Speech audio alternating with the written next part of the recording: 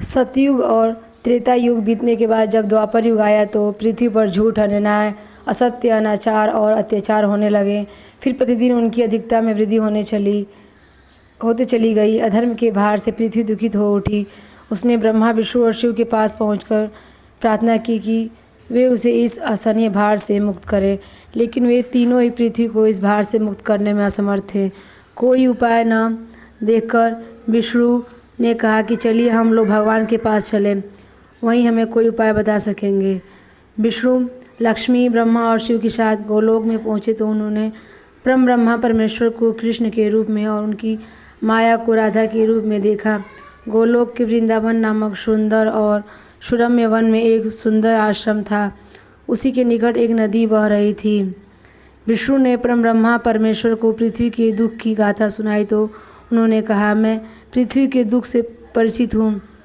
पृथ्वी को भार मुक्त करने के लिए शीघ्र ही मैं वज्र में कृष्ण के रूप में अवतार लेने वाला हूँ। मैं वासुदेव की पत्नी देवकी के गर्भ से जन्म लूँगा, और क्योंकि मैं अपनी माया से और मेरी माया मुझसे पृथक नहीं रह सकती, इसलिए मेरी माया राधा के रूप में बरसाने में वृषभानु गोप के घर में जन्म लेगी, और उसके बाद मैं पृथ्वी को इस भार से मुक्त दिलाने का प्रयास करूँगा।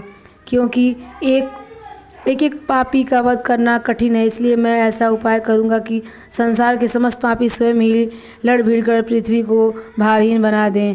आप लोग निश्चिंत होकर अपने अपने को पधारिए और मेरे आदेशों को प्रतीक्षा कीजिए। विष्णु आदि देवताओं ने परमेश्वर को प्रणाम किया और अपने अपने लोक में आकर परम पिता के आदेश की प्रतीक्षा करने लगे। कुछ समय बाद ही अत्याचारी और अनाचारी मथुरा नरेश कंस के कारागार में बंदी वासुदेव की पत्नी देवकी ने एक बालक को जन्म दिया।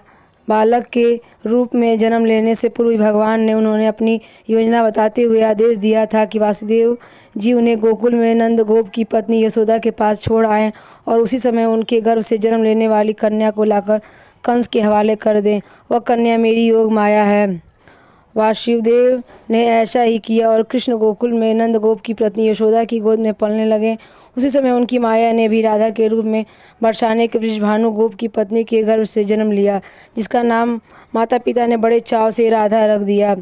अलग अलग गाँव में रहते हुए भी राधा और कृष्ण बचपन से एक दूसरे को चाहने लगे थे।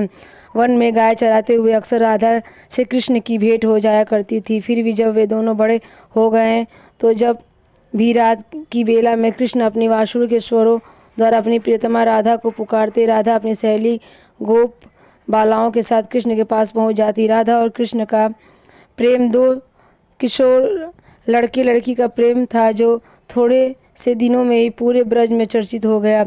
नंद बाबा और यशोदा ने चाहा कि कृष्ण का विवाह राधा के साथ कर दिया जाए। उधर बरसाने में वृषभानु और उनकी पत्नी कलावती भी यही इच्छा थी। एक शुभ दिन देखकर राधा और कृष्ण की सगाई कर दी गई। पूरा ब्रज प्रदेश आनंदोल्लास भरे उत्सवों से भर गया, लेकिन उन दोनों का विवाह नहीं हो पाया कि कंस के आदेश पर अक्रूर कृष्ण को बुलाने के लिए मथुरा से वृंदावन पहुंच गए और अत्याचारी कृष्ण तथा राक्षसी स्वभाव वाले उनके अनुचरों का वध करने के लिए कृष्ण को बलराम के साथ वृंदावन छोड़कर मथुरा जाना पड़ा। और मथुरा में कंस आदि का वध करने के बाद मथुरा राज्य की सुरक्षा के उत्तरदायित्व ने कृष्ण को इतना उलझा दिया कि वह चाह कर भी वृंदावन नहीं जा सके। अपनी जमाता कंस के वध का बदला लेने के लिए उसके ससुर जरासंध ने अपनी विशाल सेना के साथ मथुरा को घेर लिया, लेकिन कृष्ण और बलराम ने अपने पराक्रम से जरासंध और उसकी विशाल सेना को पीठ दिखाकर भागने पर विवश कर दिया। लेकिन जरासंध पराजित होकर भी शांत नहीं बैठा। उसके कई बार मथुरा पर आक्रमण किया। मथुरा का एक छोटा सा राज्य था और मथुरा नगर की सुरक्षा स्थान पर नहीं बसाया गया था, अतः कृष्ण ने मथुरा छोड़कर अन्य कहीं जाने का निश्चय कर लिया। जरासंध की विशाल सेना के बीच से मथुरावासियों को सुरक्षित निकालकर 1000 योजन दूर भारतवर्ष के पश्चिम सागर तट पर ले गए और द्वारका नगर की स्थापना करके एक शक्तिशाली यादव राज्य स्थापित कर दिया। अक्रर के साथ मथुरा छोड़कर आने के बाद कृष्ण और राधा का मिलन फिर कभी नहीं हुआ, लेकिन वे आजीवन एक दूसरे को भूल नहीं पाए। वैभव संपन्न द्वारका में अनेक सुंदर पत्नियों का प्यार पाकर भी वो राधा के प्यार को नहीं भूल पाए, और संसार आज भी राधा कृष्ण के प्रेम को एक आदर्श प्रेम के महान तथा अमर प्रतीक के रूप में याद करता है। उनकी मूर्तियाँ भारत के मंदिरों में ही नहीं विदेशों में भी अनेक मंदिरों में प्रतिष्ठित है और लोग बड़े भक्ति और भाव से उनकी पूजा आराधना करते हैं।